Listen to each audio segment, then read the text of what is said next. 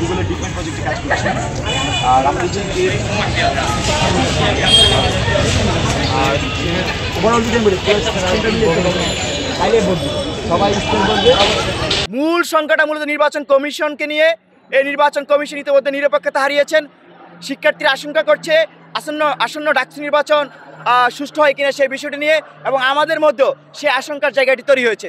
আপনাদেরকে অনুরোধ করব, নির্বাচন কমিশনকে প্রশ্ন করুন কেন আসলে তারা নিরপেক্ষতা হারিয়েছে, যারা এখন পর্যন্ত আচরণবিধি লঙ্ঘন করেছে তাদের বিরুদ্ধে কেন ব্যবস্থা নেয়নি। ইলেকশন দিন নিয়ে আমরা আশঙ্কা করছি, শিক্ষার্থীরা আশঙ্কা করছে।